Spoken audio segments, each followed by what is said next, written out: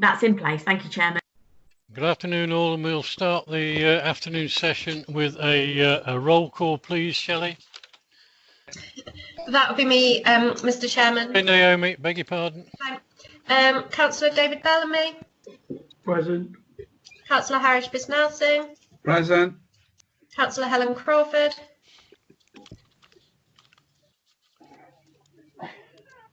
Councillor Crawford, I've unmuted you.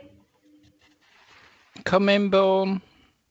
I'll come back to Councillor Crawford. Councillor Phil Dilks. Joe Wolf and his fish and chips. I can't see Councillor Dilks on the list of participants at the moment. He's got an apology in the conversation box. I think that was Ian Selby. Hello, sorry. Oh, it's Phil Dilks, yeah. No, it's Selby. Thank you. I'll come back to Councillor Dilks. Councillor Mike Exton. Present. Councillor Mrs. Rosemary Cabry Brown. Present. Councillor Penny Milnes. Present. Councillor Robert Reid. Present. We have received apologies from Councillor Selby for this afternoon's session. Councillor Jackie Smith. She's setting her computer up in the members' room, Naomi. I think I just heard her speak. Councillor Smith, are you there? Yes. Wonderful. Thank you. And Councillor Bob Adams. Present. Thank you. I'm just going to go back to Councillor Crawford. Are you there, please? Present. Sorry, I was late. Thank you. Yeah, no problem. So was I. And we've still not got Councillor Phil Dilks in the participants list at the minute, so he may well be having some technical issues. But there is a message in the chat box. Yeah. Please accept his apologies for this afternoon. Thanks, Phil. Phil Dilks in the chat box. 2, 4, 6 up. 6 up. Yep. Sorry, thank you, Councillor Reid. And that's all right. yes, I hadn't scrolled that far back. Yeah, so we also have apologies from Councillor Phil Dilks. And we have recorded Councillor Morgan's apologies, have we? Yes. Okay. So we can, let me get my camera back.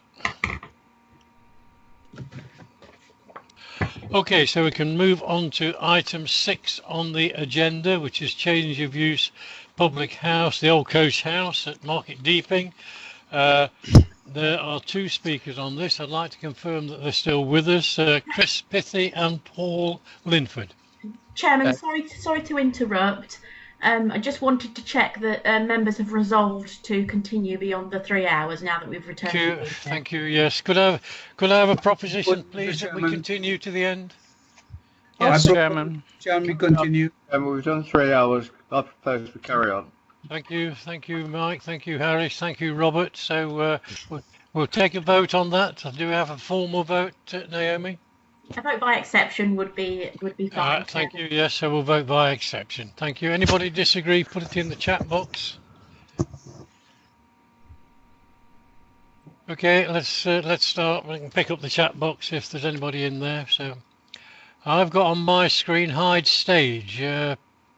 Yes, sorry, I was a bit premature in sharing. If you just cancel that, I'll start again. Thank you.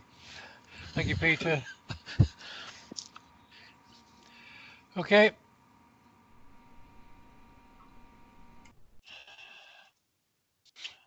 Okay, thank you, Chairman. So if you just let me know when the presentation is up. Will do.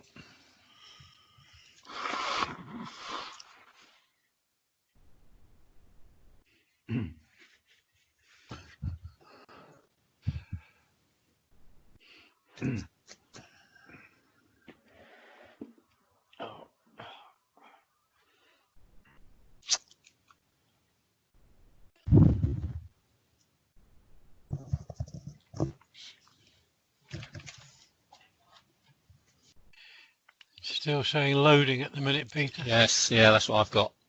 So.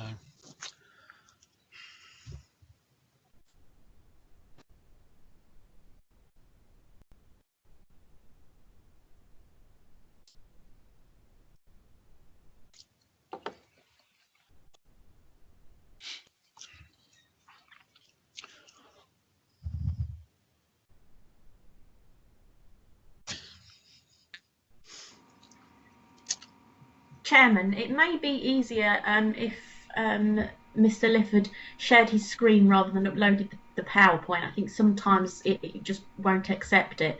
So I'm not sure if that's how he's uploading it. I was sharing a PowerPoint, but sometimes it does work better if you just share your screen. I'll have to. Apologies for the interruption, Chairman. No, it's Yeah, that's fine. Thank you. All right, if you just bear with me whilst I get the screen up.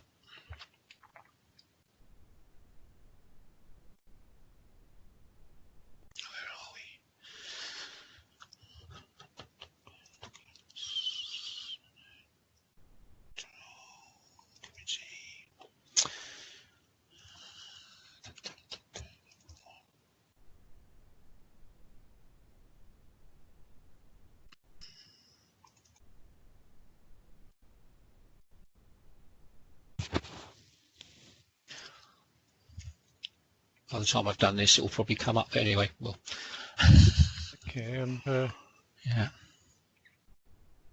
If it does pop up, let me know.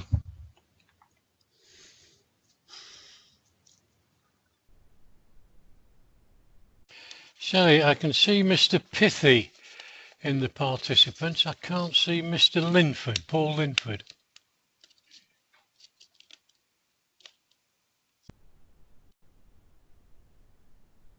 Can you unmute us? Yeah, I haven't.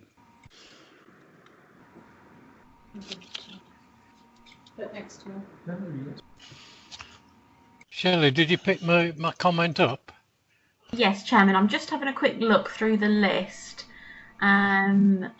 Pithy, but I cannot see a Mr. Linford at all. No, you can't not in the lobby either. No. Okay. Okay, Peter, I can see your presentation. Okay. Hopefully other members can as well. Not yet on my screen. It's still loading. Mr. Chairman, we have a comment saying that Mr. Linford is using the same computer as Chris Pithy. Thank you. Thank you, Chairman. Just seen that myself. Thank you. Okay, can we all see the presentation? Or not? Can anybody not see the presentation? Okay. Just bear with me a minute, Peter. I'm Okay, trying to get fine. rid of the list of. Yeah, yeah, okay, no problem now. Right, thank you, Chairman. This application S20/1493. It relates to the old coach house at Bridgefoot, Market Deeping. It's an application for change of use of a public house and a residential flat to 5 self-contained 2-bedroom flats. The key issues are the principle of the development, the impact on the character of the area and heritage assets, highways consideration and flood risk. So you've got that's the application site there with the red arrow pointing to the application site. You've got the red line around the application site is quite tightly drawn around the building to the right-hand side of the site. So the site there is very south of Market Deeping. In fact, I think it's the last property before you actually get into Peterborough on the other side of the bridge. So it's got a few photos. So that's the from Bridgefoot, looking at the front of the property or front of the building. This is the south elevation, and then this is the rear elevation. If you note you got the 2 arrows on there. The red arrow indicates where a single-story extension has been removed from the building. Also note where that white car is parked. That parking area there, that is not part of the application site. That car park is in separate ownership. And if you look where the yellow arrow is, that's where there is going to be a small first floor extension on top of the extension that's there already. And that's to create access to the upper floors for the flats. And also, if you look to just to the left of that existing extension, that is the access route into the car parking area that is say shown at in the foreground of that photo. So moving on, this is the proposed ground floor layout. So you've got existing access off of Bridgefoot. You've got car parking being proposed along the what's that, the west boundary, and then if you can see the arrows that are going off to the right hand side of the building, so that's the access leading out to the car parking area at the right. To the left of that building, actually physically attached, is, so it's to the properties that actually front onto the market square. So you go through to the just these layouts showing the proposed first floor. So if you look on the right hand of that, it shows that little extension where the new extensions is to be proposed, and then that's the second floor, which is predominantly in the roof space. So these are some elevational drawings. So at the top there you've got the front elevation. To the left of that you've got the south side elevation. Once again it's showing that see the yellow arrow, so that's indicating the small first floor extension there. And then once again you've got a proposed rear elevation. I've replicated the red arrows, the red and yellow arrows, to match up with the photo that you saw earlier. Within, as you can see from those new elevations, or the proposed elevations, there are a number of new windows and openings being created within the proposal, as part of the proposal. There is a condition attached saying, to show that, requesting that details of those new windows be submitted, mainly so it matches in with the existing windows on the building. So here's a few more photos. So this is within the site. The red arrows there showing that's where the new car parking area is to be proposed. This is showing the access out to the separate unrelated car park to the rear. Now where that red arrow is, that wall is to be extended or to be widened to create better access to that car park at the rear. And so that's viewed from the other side, just to show you that wall. In regards to policy, this is a plan from the local plan. So the site is actually indicated there with the red arrow. The green area is the identified town centre as according to the local plan. The blue lines there, they are the primary shopping frontages. The pinky purple lines are classed as the secondary frontages. The application has been considered in relation to this policy, and part of the policy is that the local plan supports reuse of buildings within the town centre for residential uses. Also, in regard to the Market Deeping neighbourhood plan, this plan shows, so once again the red arrow showing the site. As part of the Market Deeping neighbourhood plan proposal, it is to extend the limits of the town centre. But as you can see from where the site is, it would involve a very small extension to the town centre in relation to this actual site. Regarding flood risk, this is a map from the Environment Agency. You can see the site is identified by the yellow arrow, and you can see that it actually falls within an area of flooding, but sort of bizarrely the northern section of the building, as opposed to the southern section right next to the river. We have a flood risk assessment has been submitted. We've had a response from the Environment Agency quite recently, and it was included in the additional papers. They have requested an additional condition be added, which is set out there on the screen, basically saying that they've got no objection to it, but the development to be carried out in accordance with the details in the flood risk assessment. So overall, Chairman, or Committee, the proposal accords with the Deepings Neighbourhood Plan, the local plan and the NPPF. There's no adverse impacts on the town centre, neighbouring uses or the surrounding highway network. It retains the use of it retains the building, and it will enhance the conservation area. So the application is recommended for approval with the additional condition and those as set out in the committee report. Thank you, Chairman.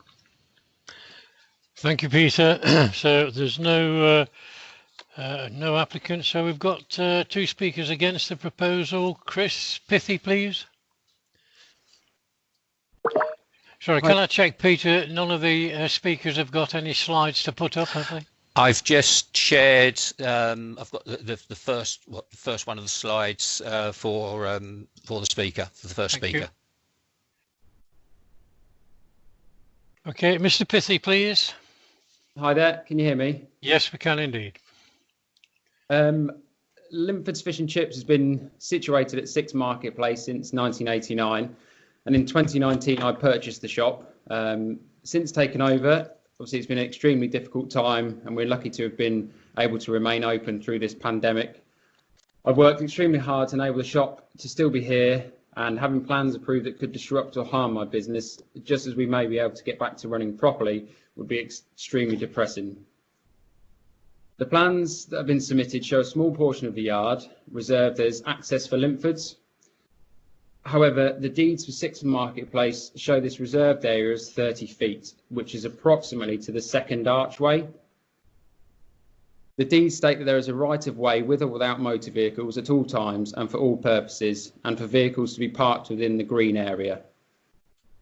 The area in the proposed plans would seem not to comply with these deeds, as it is our right to park in this 30-foot area and to have access. If a car was to be parked here, this would not allow for parking spaces 2 and 4 in the proposal to be easily accessed. The plan submitted with parking spaces allocated to 5 flats, which seem to have a maximum capacity of 20 occupants, doesn't appear to be enough parking spaces. This could lead to occupants parking in the area reserved for access for Linfords, which would not only block deliveries or refuse collection, but this would also block one of our fire exits from the building. The 5 spaces allocated and the placement of these would not allow for our 18-ton delivery lorries to enter the yard in a forward gear. It would also prevent the lorries from being able to turn around and be able to leave in a forward gear, as stated in the proposal under the before the development is occupied point 6. The bedroom window for flat 2, bedroom 1, would be opposite our refuse area, approximately about 1 to 2 metres, and would all occupants be notified of this? Thank you, Mr. Chairman. Thank you, Mr. Pithy, and Paul Linford, please. Thank you, Mr. Chairman. Can you hear me all right? Yes, I can. Thank you. When Mr. Freeman sold the building, he split this into 3 lots: the old coach house, Linford's Fish and Chips, and what is now known as Linford's Restaurant at number 4. Number 6, the fish shop, has got land registry titles LL90411, a right of way and access by foot with or without vehicles at all times for all the purposes over and along all parts of the yard to the rear of the property, together with the right to allow motor vehicles to be parked in the said yard, but without causing any unnecessary obstruction, and also therefore to reverse into and out of the said yard at any time thereof. Also the right to load and unload vehicles on all or part of the said yard, e.g. HG vehicles. And number 4, the restaurant, registry title LL330549, the right to all the car parking with or without vehicles at all times over all of the yard, along the said yard forming part of the property. Vehicles to reverse into and out of the yard of the property, e.g. refuge skips. The said proposal of 5 allocated parking bays, the bike shed, the bin area, which could hold up to 10 bins, and the patio area cannot be built in this area as it infringes the rights of number 4 and 6 in land registry rights. The building split into 5 two-bedroom flats could generate 20 cars, for which the site has not got the capacity to accommodate this number of cars. Thus, the proposal will impact greatly on number 6 and number 4's rights, leading to further conflict. This also is a commercial area, and the change to private will also impact the running of number 6 and 4. A mixture of commercial and private was never the intention of the original plan. Please do not dismiss our rights of way. We would like this to be resolved now and not to have an ongoing problem with new purchases. We have also got current legal rights. Thank you, Mr. Chairman. Thank you, Mr. Linford. Before moving on to questions to the case officer, could I have a legal comment, please, on the matters raised by both speakers? Martha or... Chairman, I'm here. Excuse me. Are you able to sort of give members a some yes. sort of legal guide? On land ownership, yes, and sort of rights of way and permissions reserved through the title document. They are not material planning considerations in the sense of planning deals with land use. In terms of protecting the rights that anyone might have to cross or use land, that is a private matter that would need to be resolved outside of the planning system. So if planning permission were granted today in respect to this site, then the issue about the use of the car park and access would need to be resolved privately between the applicant and the users of the land before planning permission could go ahead. But as I said, that's completely separate to determining the application before you today, members. Thank you, Martha. So can we move on to questions to the case officer, please? Shelley, are there any members wishing to ask questions of the case officer? There's been none indicated so far, Chairman, no. Thank you. Can we move on to debate then, please? Any speakers on debate? We've got now Councillor Penny Milnes. I'm not sure if that was a question or if she wishes to speak in debate. Penny, Councillor Milnes. Penny, question or debate? It was a quick question, please, to the case officer, if that's all right still. Yep. Just going back to these rights and whether or not that must affect the car parking proposals. So is it something, therefore, that we should be considering at this stage if it's affecting what the proposal is about? Peter? I think I would refer you to the comments that Martha made. Martha, do you want to enlarge on what you said in respect of that question? Yes, please, Chairman. In terms of impacts on the proposed car park, you need to assess whether that proposed car park use is acceptable in material planning issues, and obviously LCC as Highways Department have got no issues with that. In terms of then whether that actually, if you were to grant permission for that car park, for the development, which includes part of a car park, whether that then part of the development could then go ahead and be implemented and put into place is subject to the resolution of these private matters. So the applicant would need to resolve these private matters, otherwise they would be in breach of other legislation. So it's not a case of that you need to, that it's not considered, it's just considered outside of the planning remit. So, sorry, bear with me. That's better. Okay, I don't know whether that satisfactorily answers the point you raised, Penny, or whether we can satisfactorily answer the point you've raised. But while you think about that, are there any other questions? Harris, you said you want to ask a question. I'd actually moved on to debate, but I'll take your question and then move on to debate. Yeah, just a question to Peter. Thank you for your presentations. You know, if you go back to the flooding, the map, flooding map, you got the two triangular, what's called shading, blue shading, dark blue shading, with one with the yellow. Are those two triangulars, are they prone to flooding, or is it just a sort of a surmise that it may flood? They are areas that are likely to flood. I think it's a 1 in 1,000 year chance. But as I say, we've consulted with the Environment Agency. They are happy with the measures that are being put in place as set out in the flood risk assessment. And so there is an additional condition to be attached, which is set out in the additional items paper, saying that they need to implement the development in accordance with their flood risk assessment. Thank you, Peter. Thank you. Thank you. Thank you, Harris. So is there anybody wishing to speak in debate, please, Shelley? Councillor Robert Reid. Councillor Reid, Robert, please. Thank you very much. This is one of those situations where we know that we're clearly here to review planning matters and planning policy, and whereby which probably both my heart and head are concerned with what we've listened to from both of the speakers.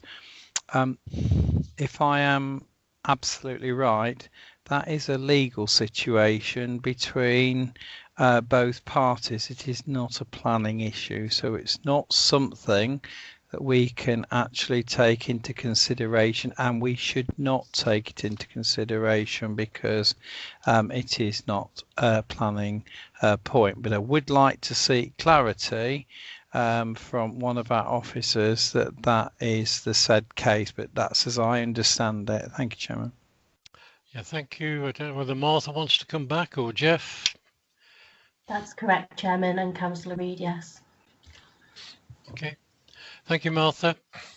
So we move on to debate. Are there any speakers who wish to speak in debate, please, Shelley? None further indicated, Chairman. Okay, so I'm going to move on to... It looks like Councillor Bisnassing has now indicated that he wishes to speak in debate. Just in time, Harris. Thank you, Mr. Chairman. Mr. Chairman, I'm a bit concerned because I don't know probably if I heard Martha right. She said it's not a material reason that we take the concerns of Mr. Linford and the other Mr. Pithy about the parking issue, but it could be it should come to an agreement prior to planning permission probably is considered. I think so? Martha's indicating quite clearly that it is a totally separate issue, Harris, and that is for Mr. Linford and Mr. Pithy to resolve between themselves and the applicant. Right. Okay. What Martha was saying, it is not a material planning consideration.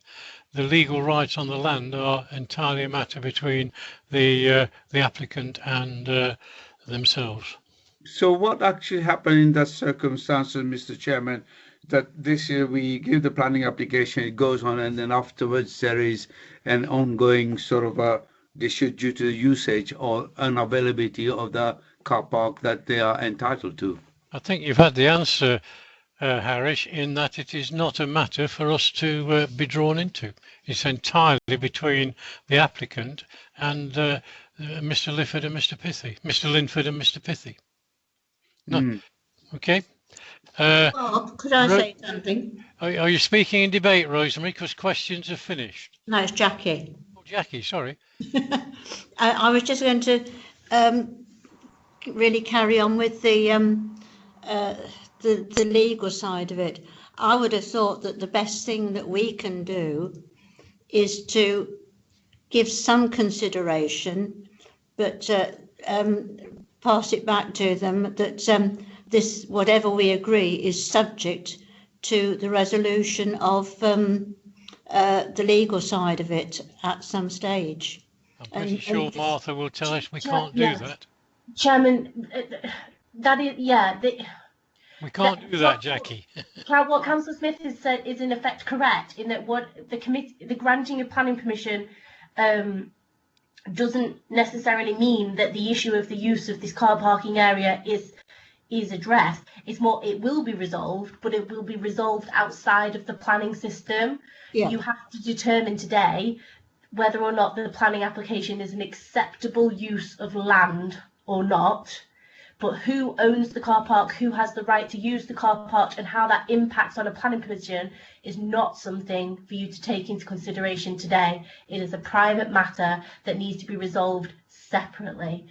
And it may be that the planning permission, if you granted it today, can't go ahead, but that isn't your concern. It's whether the planning permission or planning application should be approved or not. Thank you, Chairman. Thank you, Martha. Okay, Jackie. Yeah, it's just that I had a very similar situation a few years ago, and it took a long time to get it sorted. Well, that's between the parties concerned, Jackie, yeah? Okay, any further speakers in debate, please, Shelley? Councillor Helen Crawford. Councillor Crawford, Helen, please. Hello, thank you, Chairman. Reading the application, the owners have tried to sell it as a business and going concern. They've tried to see if there was any community interest. They've lowered the price. They've done everything they can, I think, to see it go forward as a business.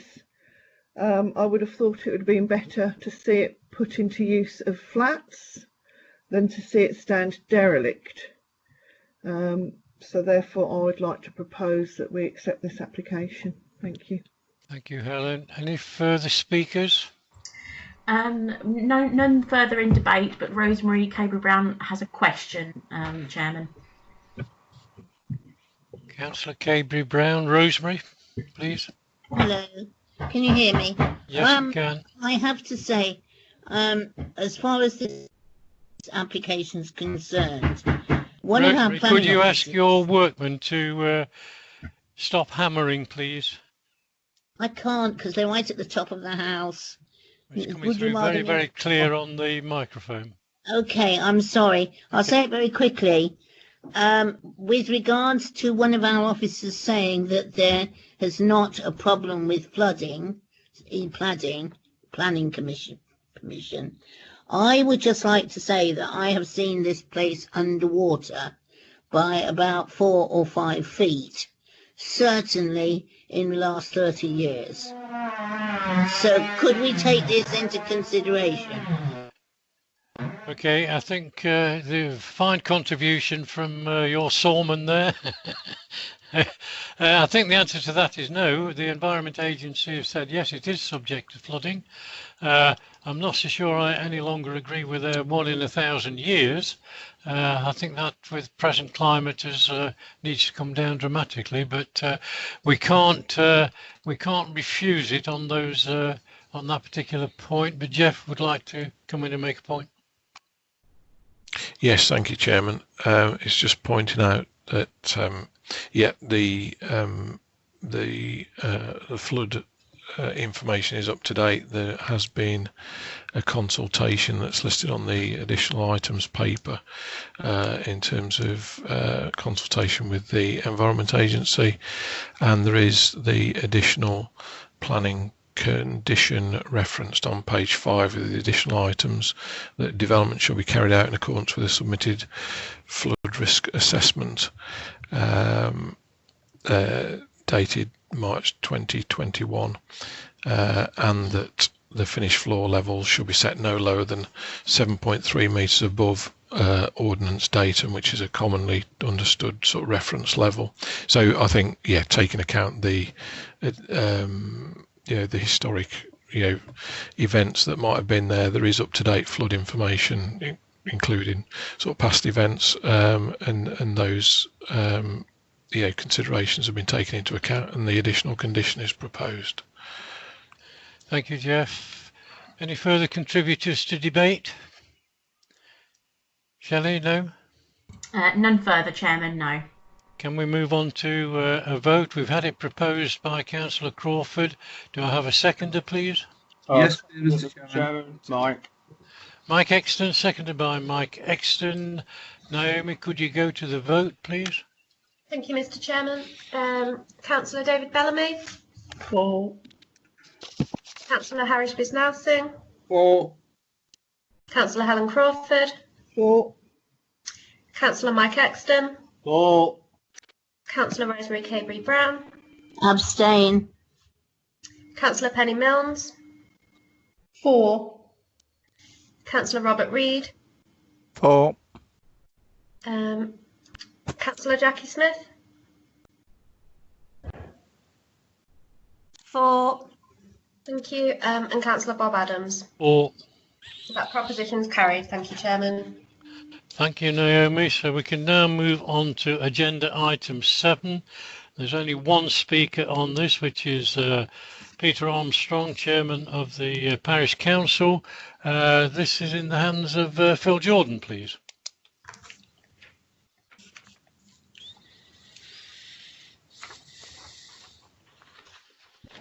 Phil, are you with us? Yes. Thank you. Thank you, Chairman. I'm just going to upload the presentation.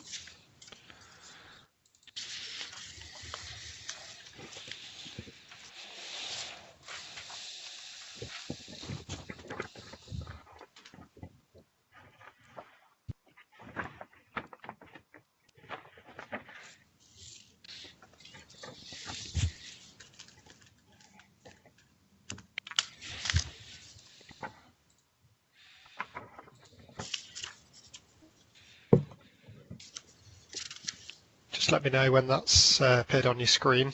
Will do, Phil. Yeah, it's appeared on my screen. Hopefully it's appeared on everybody else's. Okay, thank you, Chairman, and good afternoon, members.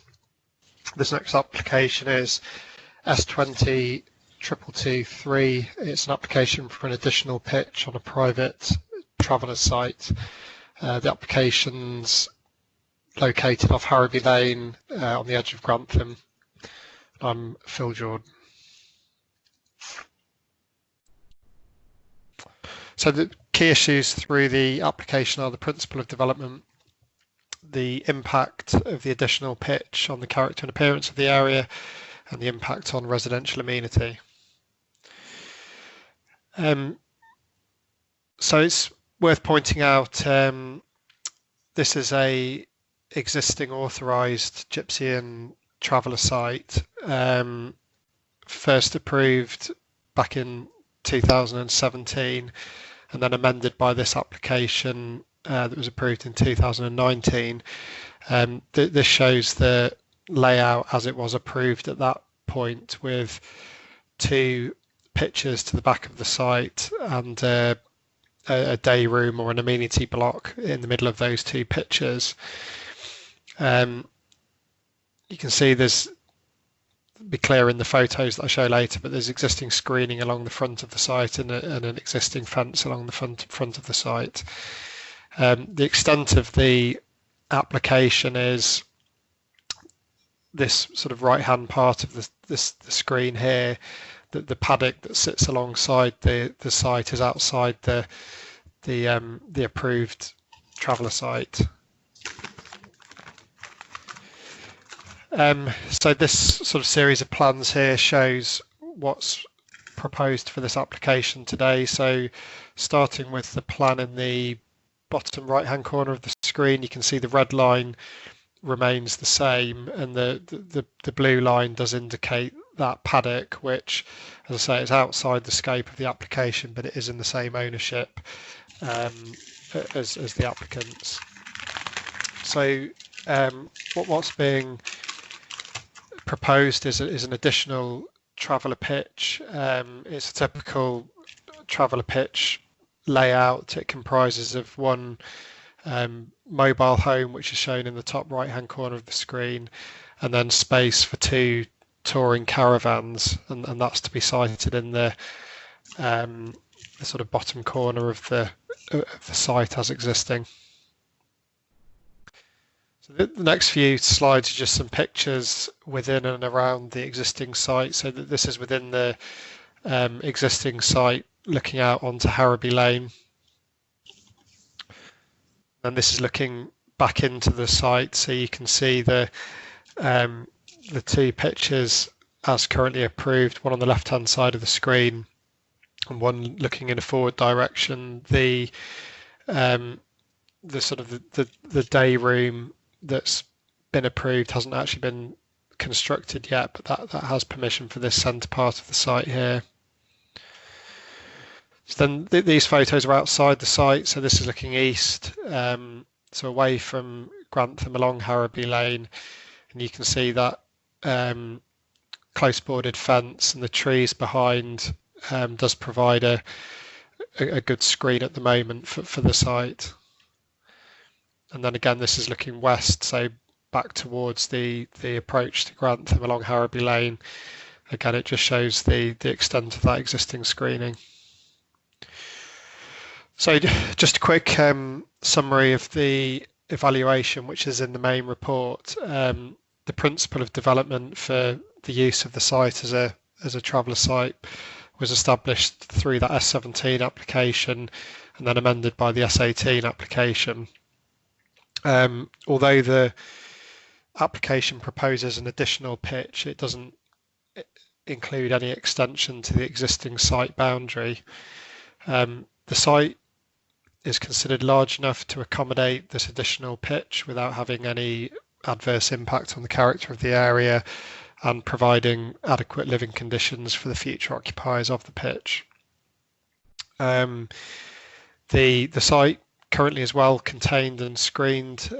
This limits the visual impact of the proposal. There's no significant further additional impact on any neighbouring properties. And again, there's no significant additional impact in terms of traffic or impacts on the highway network. It's an important point just to note that the conditions as set out in the main report do follow through those existing conditions from the parent permissions. So as first specified by it was council decision, the planning committee decision, I should say, the S17 permission, and they were then followed through to the amended application, which was the S18 application, and then this current permission, we followed the same restrictive conditions through. And just to summarise, that restricts the overall number of pitches and touring caravans within the site. It also restricts any commercial activity from the site and restricts the use of any vehicles over 3.5 tonnes. Just one other point, which isn't on that slide, is the need for this additional pitch, and the reasoning for the additional pitch has been justified through a personal statement, which includes details of the additional traveller's family, and that's been assessed, and they have been confirmed to be bona fide gypsy and travellers. And again, there's a condition on the permission which limits occupation of the site just for travellers. That sort of personal statement isn't a document we make public because it sort of contains personal information about the applicant and the children involved in the application, but it is something that's been submitted and has formed part of the assessment of the application. So in summary, the application is recommended for approval, subject to the conditions set out in the main report. Thank you, Chairman. I'm happy to answer any questions. Thank you, Phil. And those will come after Peter Armstrong has spoken, Chairman of the Parish Council. Peter, do you have any slides that you want presenting or anything like that? No, Mr. Chairman. You've had a copy of the bit that I'm going to say. What is unfortunate is that Councillor Chivers is not here to say his piece and wish him and his wife well. Okay, start now then, Peter. Thank you. Well, good afternoon, everyone. The Parish Council are totally against this further growth on the site. When we go back to the original application, it was pointed out that this area was not considered suitable for further development in the SKDC's own local plan. Permission, though, was granted, even though this did not meet the criteria. Phil has mentioned the ongoing conditions, and we would wish these to be adhered to. And it says there shall be no more than 4 touring caravans. Last summer there were 5 set up on there, as witnessed on more than one occasion. When the SKDC, your committee, gave permission for the amenity blocks, you reiterated all these conditions, and it was said that they were allowed for the father, the son and the grandson only. This should remain the case.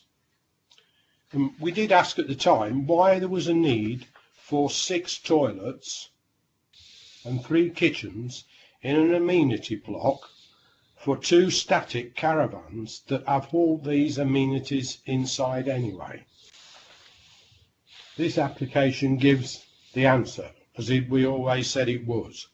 This is a creeping development. This one gets passed, they'll be back with another one until the site is full of these statics. Is this new development for a newly discovered family member, we wondered? Well, we've just been told that it's some member with family member with difficulties, but we were led to believe all along that it was for the father, the son and the grandson. We can't see what's changed. Where do the extra family members come from?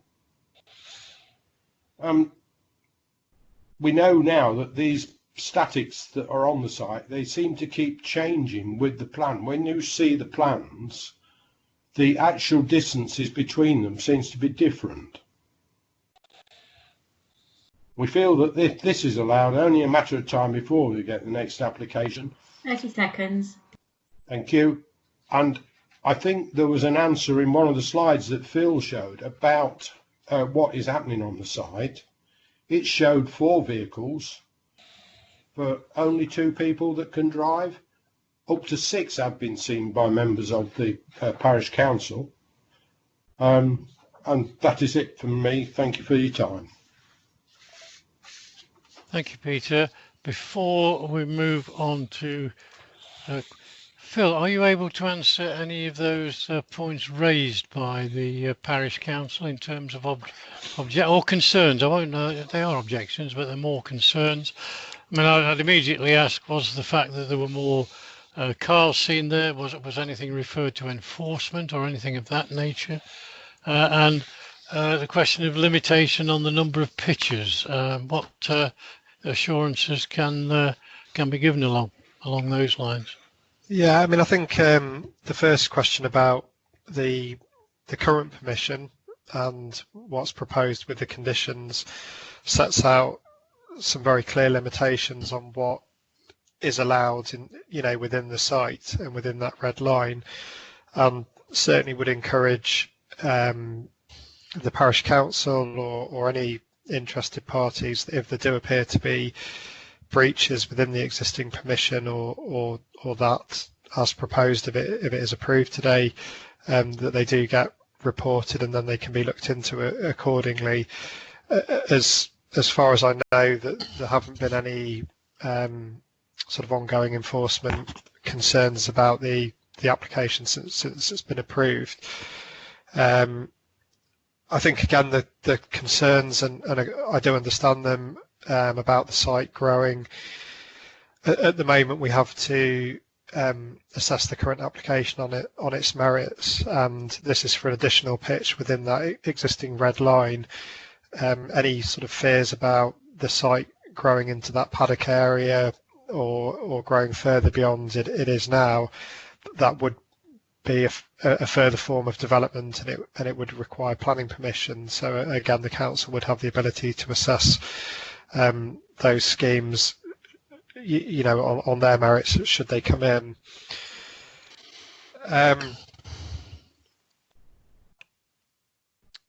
I think that was largely it really. It was the potential for further applications and any sort of breaches of planning control really.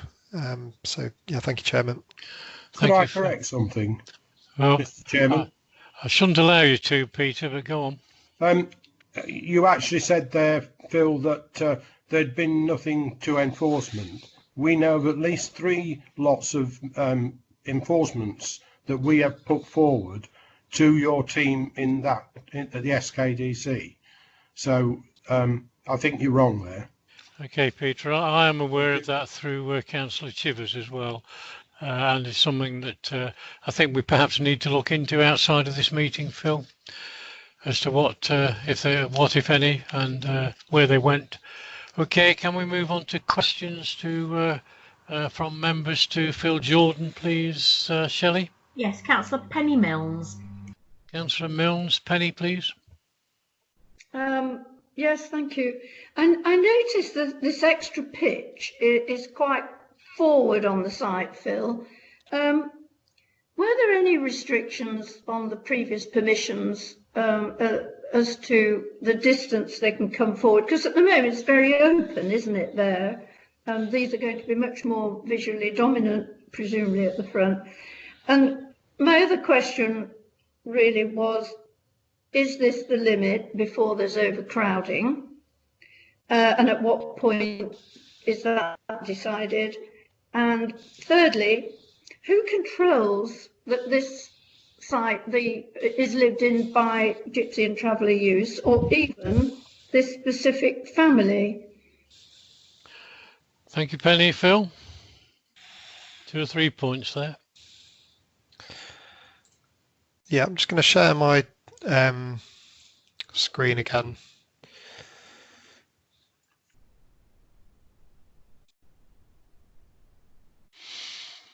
So, firstly, yeah, taking sort of, I guess, one step back about the enforcement issues, certainly can look at that, as you say, outside of this meeting. Probably what I didn't make clear was I'm aware that early on there was an enforcement investigation into the fence, and that's what did lead to this S18 application, and this sought to, I guess at that time, regularise what had actually been constructed. So I was sort of referring to post-decision on this S18 application, but if there have been enforcement breaches since, I'm not aware of them, but as I say, happy to be corrected on that and discuss that outside of the meeting. Your question, Councillor Milnes, the layout under S18, they had already installed these sort of hookup points here. So this is where the touring caravans were being stored. So the 4 touring caravans that were allowed in the scope of the overall permission were already allowed to be sited here at the front of the site. It is further forward, you're right, and I think certainly will be more prominent than those existing static mobile homes at the back of the site. But again, the assessment in the context of it already being a traveller site and with the belt of trees along the front and the fencing, the assessment is that it wouldn't lead to any further significant impact on the character of the area. The other question about who looks at the occupation, it's a difficult one. There isn't a personal permission in this case. The permission is for the site as a traveller site, but there is a condition which limits occupation to solely those of a gypsy and traveller status. So that is a condition that could be enforced, but for the council to enforce that, someone would need to put forward evidence that any occupation of the site was by someone who wasn't from a traveller background, and it would go through the enforcement channels. So there is the ability to do that through the condition, but as I say, we would need to have someone put forward evidence to the contrary on that particular issue. And was the one other question? There were two. While Penny goes back into thought, there was a comment made, I think it was from Mr. Armstrong, grandfather, father and son, Phil, that I assume that is not a valid point, or is it a valid point? Well, I wasn't involved right at the outset, but again, I have got some sort of awareness of it, and I think at the time the original application was determined, it was put forward as the personal circumstances of the applicants at that time, and it was based on those individuals. And then subsequently through this application, they've put forward a updated and amended personal statement, which justifies the need for a further family member. So that there is some, that was certainly part of the justification for the original application. Oops, thank you, Phil. Penny, did Phil cover all your points? I think he might have covered, one of the questions was, is this the limit? Will this be the last pitch before we're deemed overcrowding or diminishing manoeuvrability room, etc., etc., bearing in mind the number of touring caravans as well? Phil? Yeah, I mean, again, it's something that we I can't give any sort of cast iron certainty on that, because it would be subject to a further application and a further assessment. But if you look at the site as laid out, you've effectively got this pitch where you've got pitches in the three corners at the moment, and then the access area in the bottom right hand corner of the site. So it is certainly starting to look sort of well occupied in terms of the space and the living conditions, but as I say, that would be subject to any further application. The blue area, which is outside of the red line, that is a different consideration, and again, sort of any growth into that area, this is currently paddock land and less screened than the front of this part of the site. Again, it would certainly be a form of development, and it would need a further application. But as to the acceptability of that or otherwise, it would be subject to those further applications should it come forward. Thank you, Phil. Jeff, Jeff indicated you've already answered that. Yeah. Thank you. Any further questions to the case officer? Shelley, please. Yes, we've got Councillor Helen Crawford. Councillor Crawford. Helen, please. Thank you, Chair, and thank you, Phil, for the application. It might sound a strange question, but could we not put a covenant on this application to state that we would not allow any more static caravans or increase in numbers of touring caravans on the site? I don't think so, but I'm sure Phil or Jeff will answer that.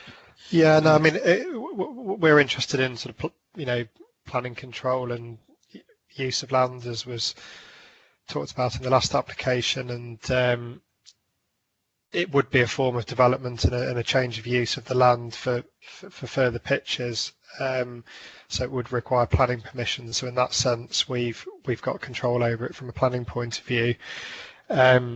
We couldn't sort of we wouldn't have any powers to insist that the application sort of, or the applicant puts a covenant on the land restricting anything in that sense. Okay. That's not something we'd be able to do. Thank you. Thank you, Phil. Thank you, Helen. Shelley, any further questions to Phil? Yes, Councillor Harish Bisnal Singh. Councillor Bisnal Singh. Harish, please. Thank you, Mr. Chairman. Thank you, Phil. Phil, please, could you clarify for me the land designated as paddock? Is that designated in perpetuity as a paddock, or can that at a later stage be converted into a for sighting caravans on? Paddocks, it's that's the description of the land as it is at the moment. So it's not really agricultural land, grassland, paddock land. It's description of the land use. But if it was to be used in future for the siting of caravans, that would be a change of use of the land, and that's what the development would be, and that's why it would need planning permission. In the meantime, if the applicants want to, as I think they do at the moment, if they want the children to play in there, or they keep the horses on it predominantly, that is a lawful use of the land as paddock land. But any change of use would require planning permission. So it may be possible that it can be converted into a for positioning static caravan. Yeah, I mean, but you could say that about any piece of land anywhere. You know, you can develop any or seek to develop any piece of land for any use. Whether or not it's acceptable in planning terms is what would be determined through the application. Okay, thank you, Harish. Any further questions, Shelley? None indicated, Chairman. Right, any member wish to start a debate? Or is there any debate, or can I have a proposition, please, for either approval or otherwise? You can have a proposition, Chairman, if you'd like one. Sorry, Helen, did you want to come in? Well, I was going to propose, but if Councillor Reid would like to, then I'm quite happy to second. And I'm sure Councillor Reid would be happy for you to propose and for him to second, whichever way. Okay, well, in proposing, Chairman, if I may be indulgent, then I would simply say that any transport implications to this additional pitch, particularly vehicular large vehicles, is really a highways issue. It's not a planning issue.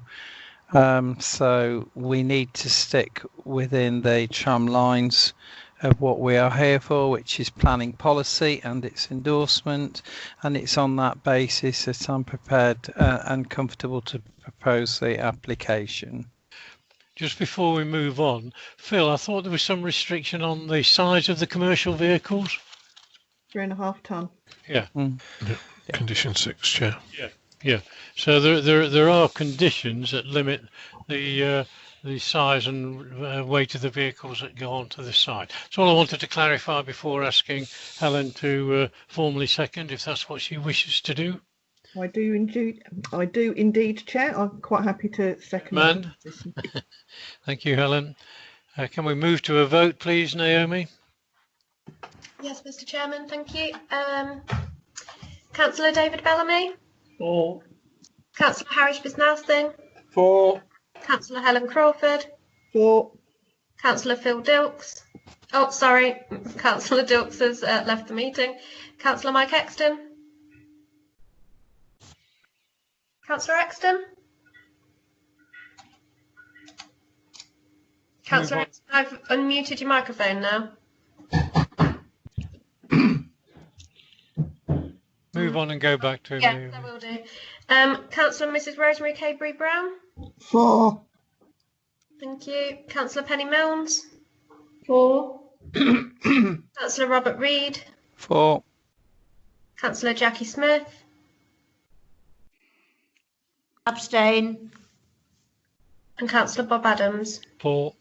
We'll just go back to Councillor Mike Exton. Councillor Exton? For. Thank you. So that proposition is carried. Thank you. Thank you, Naomi. So we can now move on to the final item, which is agenda item 8. There are no public speakers on this one. Proposed grain store and the hard standing. Chris Brown. Chris, please. Thank you, Chairman, and good afternoon, Planning Committee. Please just bear with me a second. I'll load up my my screen.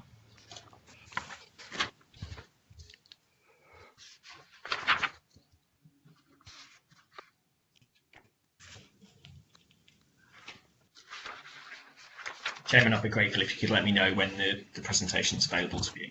It's up on my screen, Chris. Hopefully it's up on everybody else's. Okay, thank you. I've got it. Thank you.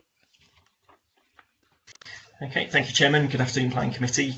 This application is a proposal for a grain drying store and associated concrete hard standing. The site is Calthorpe Lodge Farm at Swayfield. Excuse me. The key issues raised as part of this application are the principle of development, impact on the character of the area, and highways and drainage impacts. And that's the red line plan of the application site. The site is located, it's an isolated farm. It's located to the south of Swayfield, which is at the top of your screen there, and to the north of Castle Bytham, which is at the bottom of your screen. The sort of straight line along the eastern side of your screen there is the East Coast main line, railway line there. That's a more zoomed in aerial view of the site. The existing site consists of further grain store buildings and a further general purpose agricultural building. This is the proposed block plan for the new building. So if I just jump back to the aerial view, you can see it's going to be just to the south of the existing buildings on the site. So that's the proposed block plan there. In terms of images, this one to start off, so this is an image from Google Street View, but this shows the access into the site. So it's an access track from the Swayfield Road that leads into the site, with the site there in the distance beyond that copse of trees. This is now a photo taken from the south of the site, looking back up to the site. So the building will be sort of on the line where the existing buildings are there. This is a slightly zoomed in picture. This shows the eastern side of the site from the access road. Again, you can see that copse of trees. The building will now be sort of over into the left of the outside of the picture. And then, unfortunately, there's a bit of a poor lighting in this picture. However, you can see the existing farm buildings there in the centre of the screen behind the pylon. The building won't be that visible at all from, so this is now taken from the north from the road. The building will be sited behind the existing buildings from this angle. This is the proposed grain store building. The building in total will be approximately 42 metres in length, 22 metres in width, 10.6 metres to the ridge and 7 metres to the eaves.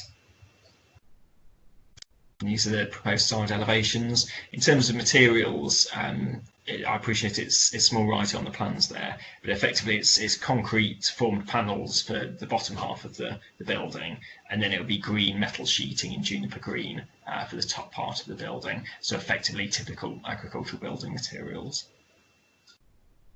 The floor plan, it's just two sort of very large, long and narrow areas for grain store. So effectively it is two compartmentalised areas for drying grain. There's no grain dryer proposed as part of this application. It's only the open building. In terms of evaluation, the development is considered to be acceptable in accordance with policy SP5. In terms of agricultural developments in the countryside, it's related to an existing agricultural activity on the same site. It's with an expansion of the existing operation. Further details of the need for the building are set out on the additional items paper. This touches on the farmer effectively switching from an oil rapeseed crop to further cereal crop, which takes up more room in terms of the grain, so hence then the need for a further grain drying store. And equally, they've lost a grain drying building on a separate part of the farm as well. So this sort of brings everything central on the existing farmstead. In terms of impact on the character of the area, the scale and design of the building is similar to the existing agricultural buildings on the site and the further grain drying buildings on the site. It would be visible from long distance views, however, it's always seen in the context of the existing farm building. It's similar in size and scale to the existing farm buildings, and therefore there's not considered to be any impact on the character of the area. In terms of any highways and drainage issues, it would utilise the existing access. There's no new access proposed. It won't impact at all on highway safety because there's no additional highway trips. If anything, there'll be a reduction in highways trips come harvest time with the centralisation of the grain store rather than using grain stores elsewhere. The site's in flood zone 1, so low risk of flooding, and surface waters to be disposed of by circuways. There's been no objections received. That's from both consultees, nothing from the parish, and no objections from members of the public. And on that basis, it's recommended for approval, Chairman, subject to the conditions listed in the committee report. Thank you. Thank you, Chris. Before inviting other members to ask, the first diagram or picture you showed us showed a red line around the whole of the farm, Chris. do I take it there's no residential development in that area? But why all the way around that area? Does that automatically give some sort of planning permission for further buildings or of any sort? It's unusual to see it that way. I would agree, Chairman. Sorry, I am not aware of why the red line was drawn around the farm in such an extent. You're correct. There's no residential dwellings on the site at all. It is just the farm. It doesn't grant any further permission. So, for instance, permission for agricultural buildings would either be through permitted development, Part 6 of the PD regs for certain sizes of agricultural buildings, or in this case it required the planning permission. In this case, whilst the red line might be that length for the application site, the proposed block plan, hopefully you can still see my screen, and plans that we're actually conditioning relate just to that one building in the location as proposed. Thank you, Chris. Thank you, members, for your indulgence. Any further questions to the case officer, please? Councillor Penny Milnes. Councillor Milnes, Penny, please.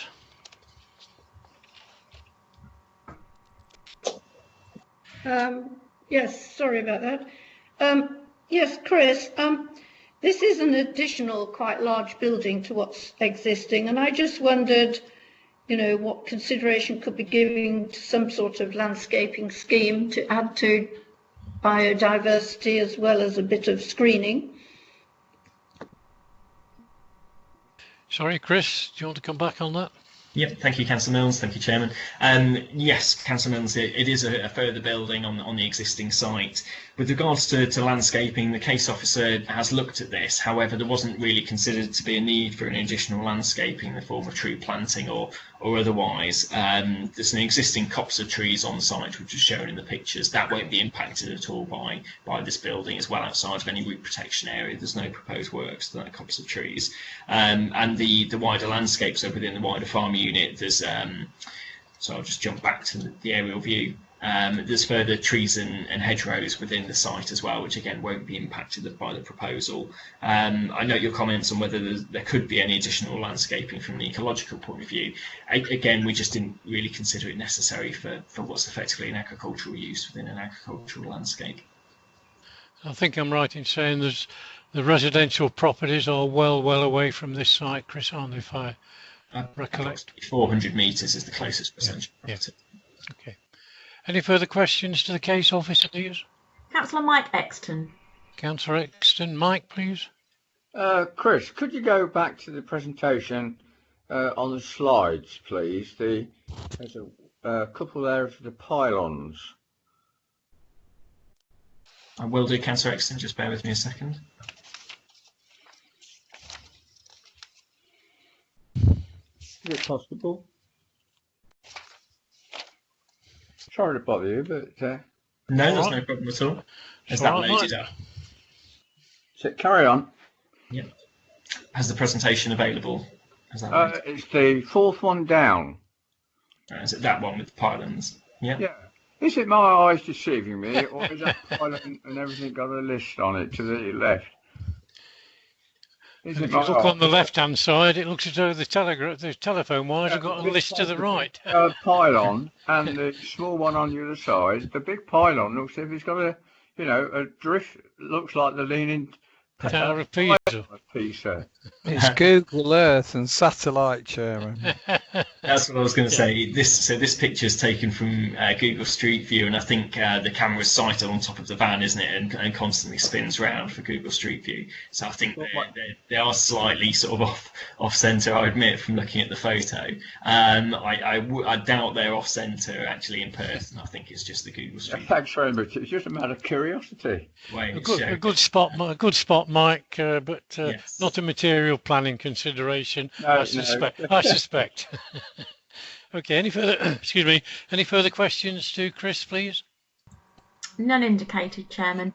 Thank you. Can we move to a vote then, please? Could I have a proposer and seconder for approval or otherwise? I'll propose that we accept the application, Mr. Chairman. Mike. Second, Chairman. I'll second it. Hang on, Mike's proposed. Who was the first to say I'll second it? I second, Miss May. I did, Mr. Chairman. Okay, so it's been proposed and seconded. Naomi, could we go to the vote, please? Yes, Mr. Chairman. Councillor David Bellamy. For. Councillor Harish Bisnell Singh. For. Councillor Helen Crawford. For. Councillor Mike Exton. For. Councillor Mrs. Rosemary Cabery Brown. For. Councillor Penny Milnes. For. Councillor Robert Reid. For. Councillor Jackie Smith.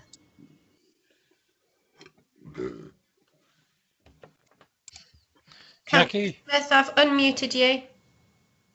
For. Thank you. And Councillor Bob Adams. For. Look at this. That proposition's carried. Thank you. Thank you, members. Thank you, officers, for all the presentations and dealing with the questions. That actually concludes the formal part of the business. But we are, Jeff, I think Jeff Upton would like to say a word. Yes, Jeff? Well, they're Ancaster Butchers. Rosemary, you've got your mic on and you're talking about Ancaster Butchers. Yeah, I don't think your mic's on, Jeff. Yes, I was just saying that's probably more interesting than what I've got to say, but I'll do myself a disservice. Yes, Chairman, it's just we've got the update report as well on planning enforcement and Section 106 monitoring. We can take I that beg your pardon. Yes, as part of the agenda, so yep. That's fine, Chairman. So who's dealing with that? Yeah, if I just do a general introduction, really, Chairman, if that's okay. And I know please. Yep. Jonathan Shaw is on the meeting as well. It was just really to bring that to members' attention. It is for update and information.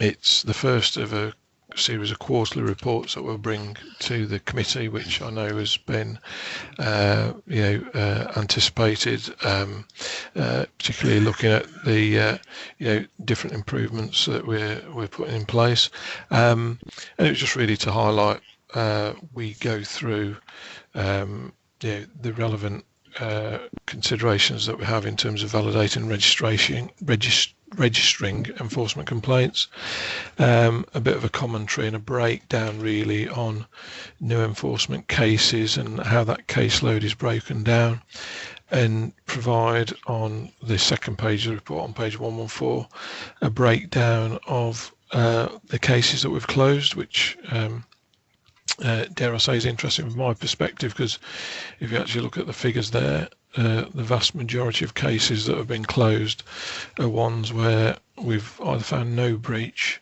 they're permitted development, the works are in accordance with a planning permission, so obviously they may get reported to us because people see activity on site, but then we check the records and there's actually a permission in place, or where there might be retrospective applications come in and they've been approved for the development. But the vast majority of cases that have been closed there, as you'll see, are ones where there was either no breach or there was permitted development or permission in place. There's also then a record of formal enforcement action, and obviously if the breaches that are identified where it's expedient to take formal action, there's a list there of formal action and activity that's been undertaken, as well as including in that some injunctions that have been awarded in our favour. And then the second part of the report under section 3 from page 115 just sets out we have an annual requirement now, Chairman and members, to publish an IFS, an infrastructure funding statement, the first of which was produced in December 2020, so that's an annual requirement. And what we'll seek to do as part of this update report on a quarterly basis, just provide members with an idea of the activity we've undertaken on monitoring contributions and what we've received in during the previous quarter. So there's just a brief breakdown there on page 116 of the different bits of monitoring activity and contributions that have been provided in the period January to March. Thank you, Chairman.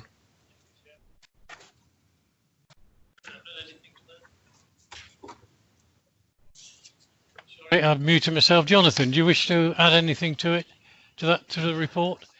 No, I don't think I wanted to add much to the report specifically, other than just to say if any members do want any further information on any specific cases or want to bring anything to our attention, they can do so on the planning enforcement email inbox. It's planningenforcement@southweststephen.gov.uk, or failing that, just contact myself or Rosie, and hopefully we can help with any further information you need. Thank you, Jonathan. So, Mr. Chairman, can I? Well, yes, you can in a second. I'm just concerned about 2.3 ongoing cases, 333. That is a frightening figure. It may seem frightening. Hopefully that will be something that will be helped to be resolved with the appointment of a new enforcement officer we're interviewing for actually tomorrow. It's something we do hope to bring down. I might add at one point, just before I started at the council, that figure was at nearly 800. So it has come down significantly. It is something that we would like to see much lower, so that we're able to more effectively manage the incoming cases. It is a large number of cases to manage with at the moment, myself and Craig as two officers, but it's something we're hoping to make some headway into over the coming months. Thank you, Jonathan. Harish? Thank you, Mr. Chairman. Jonathan, I'm sorry to come back again here. I have spoken to you about it, but since then I have feedback to Mrs. Falconer of the... Harish, we're not going to deal. Harish, we're not going to deal with any individual case. This is not the platform to do it. This is a matter of report, and we're asking for questions on the report, not on any individual case that you might have taken up with enforcement. Okay, you need to do that outside of this meeting, Harish. Thank you. Which I'm sure you know. Okay. Any further questions to Jonathan? There's none indicated in the chat box, Chairman. Thank you very much indeed, Shelley. I think what I'd like to do now, Shelley, is cease the recording, because we do have a little bit of time, and a number of members have talked about this information report, and when we might have a look at it, we might productively spend sort of half an hour or so very quickly. It isn't on the agenda. The officers haven't been given any warning of this, but if they're in agreement, if members, when Shelley tells me that the recording has ceased, then we'll ask members if they wish to raise any matters on it. I will just ask if Naomi could help remove anybody that shouldn't be in that meeting. Now it's closed, and I'll stop the recording. Thank you. Thank you, Shelley. Naomi? There's not any members of the public that are now in